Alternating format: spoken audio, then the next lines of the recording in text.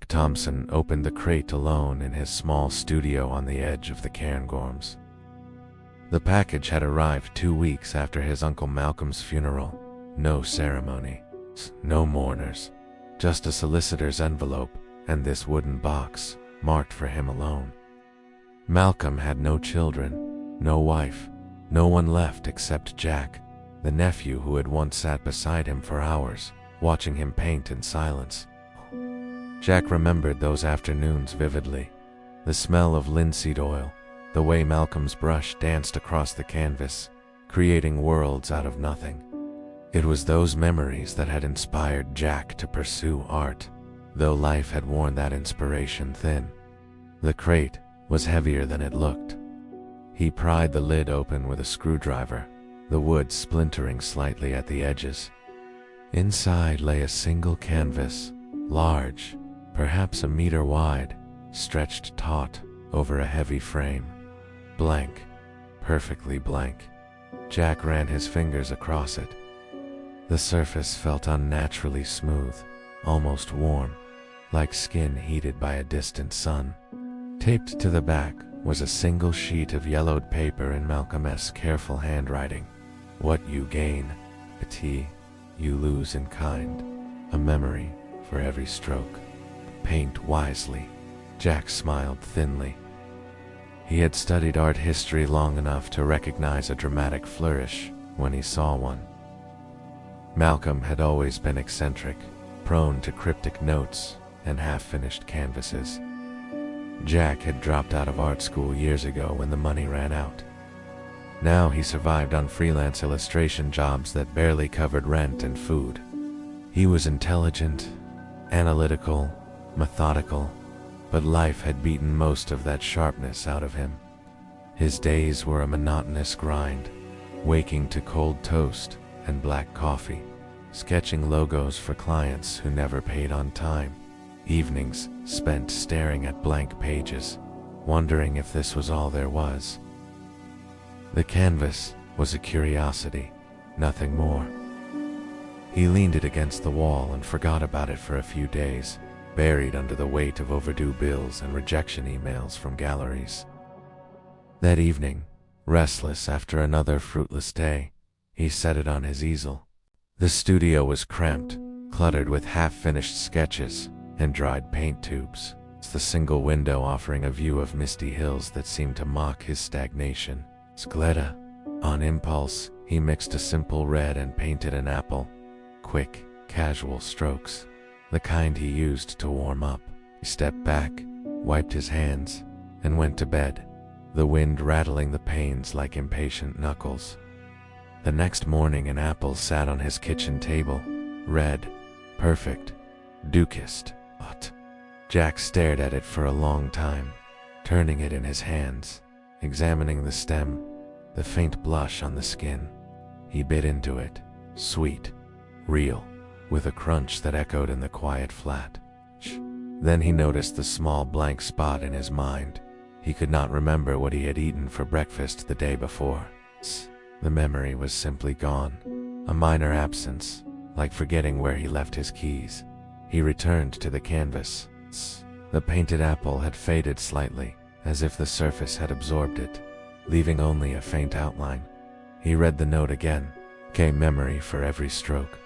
Jack tested it methodically, his analytical mind kicking in like an old engine sputtering to life. A pencil appeared on his desk the next day, sharp and unused. Lost, the memory of what shirt he had worn yesterday. A 20-pound note materialized in his wallet, crisp and unmarked. Lost, a brief phone conversation he had with a client last week. The details evaporated like morning mist. Small things, harmless things. He experimented more, painting a warm scarf for the biting Highland wind. It hung on his coat rack the next morning, soft wool and deep blue. Lost, the memory of a childhood walk with his father, the feel of rough hand in his small palm. Jack paused, feeling the first twinge of unease. The losses were minor, but they accumulated like cracks in glass. He stared at the back inscription again, The words seemed darker now, almost wet, as if freshly inked. He understood, completely, coldly, what the canvas was doing. Every gain carved away a piece of who he had been. Every stroke traded memory for manifestation. He saw the pattern. He saw the danger. He saw how Malcolm must have lost himself in it, piece by piece, until nothing remained. He locked the canvas in the attic. "Never again," he said aloud, the words echoing in the empty studio. 2 weeks later, a gallery emailed, "We regret to inform you that your work does not fit our current vision." Another rejection, the 6th that month. Fiona's number appeared on his phone. She had texted once, months ago, asking how he was. T hadn't replied, the pain of their breakup still raw, a wound he poked at in quiet moments. The eviction notice came the next day, taped to the door like a final judgment. Jack sat at the kitchen table, head in hands, the flat's chill seeping into his bones. No savings, no family to call, no one. He climbed the attic stairs, the wood creaking under his weight like a warning. Just one more. He painted a modest bank transfer, enough to cover the arrears. The brush felt heavy, reluctant. The next morning the money was in his account. The landlord called to apologize for the clerical error. Jack felt a rush of relief, and a deeper, colder absence. He could no longer remember the day he had first held a brush as a child, the smell of turpentine, the excitement, the certainty that this was what he was meant to do. That memory had been the foundation of everything. Now, it was gone. He stared at the back inscription again. The words seemed darker now, almost wet. He understood, completely, coldly, what the canvas was doing. Every gain carved away a piece of who he had been. Every stroke traded memory for manifestation. He saw the pattern. He saw the danger. He saw how Malcolm must have lost himself in it, piece by piece, until nothing remained. But the relief was stronger than the fear. The rent was paid. The fridge would be full tomorrow. He could breathe again. He painted a small exhibition, his landscapes on display. A modest crowd, polite applause. The next week, the gallery called. They wanted to show his work. The cost, the memory of Fiona's laugh, the exact sound, the way it used to make his chest loosen. She came to the opening. They talked over cheap wine and canaps. The crowd's murmur a backdrop to their awkward reunion as she stayed the night. For a few days, life felt almost whole, the flat warmer with her presence, laughter echoing where silence had reigned. But the canvas waited in the attic, its pull like a whisper in the back of his mind. He painted a larger show. Critics, sales, recognition, success arrived. Articles in local papers, invitations to events. The loss, the memory of Malcolm S.'s face, the man who had believed in him when no one else did. Jack began to avoid mirrors. His reflection seemed slightly wrong, the eyes too calm, the mouth too certain. Friends stopped calling. T told himself he was busy. He spent nights in the studio, lights low, brush moving faster, the canvas now back on the easel. He painted money, real money, enough for a better flat.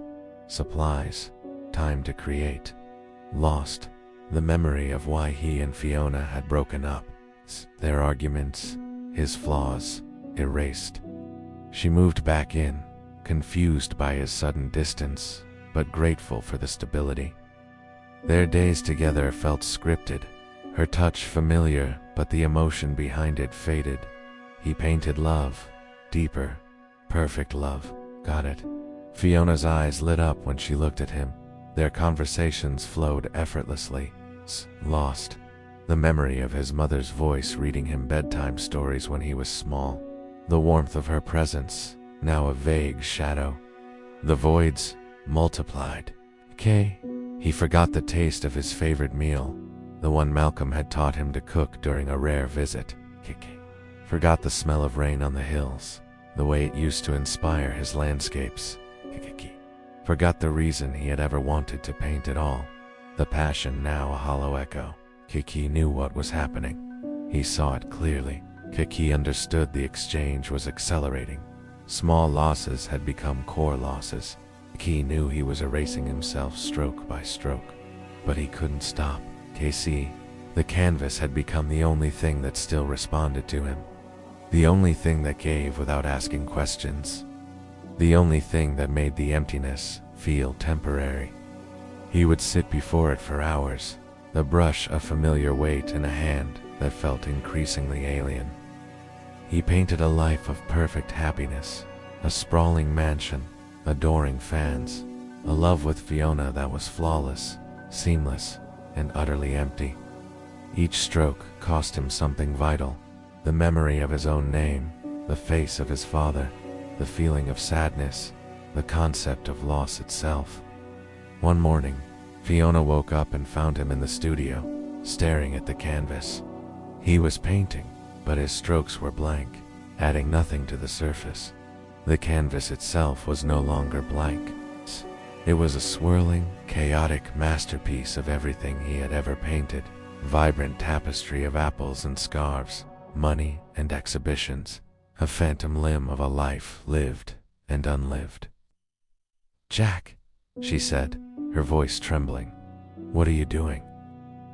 He turned to her, his eyes vacant, a placid smile on his face. "I'm sorry," he said, his voice a monotone. "Have we met?" He didn't recognize her. He didn't recognize himself. He was a stranger in his own life, a ghost haunting the beautiful world he had created. Fiona backed away, tears streaming down her face. She looked from the man she no longer knew to the canvas that pulsed with a malevolent energy. On the back, the inscription had changed. The ink was dark and wet, as if freshly written. "What you gain, you lose." She fled the house, leaving Jack alone with his creation. He picked up the brush again, a flicker of something, a question, a memory, a ghost of a feeling crossing his features for a fleeting second. He looked at the canvas, then at his own reflection in the dark window. He saw nothing.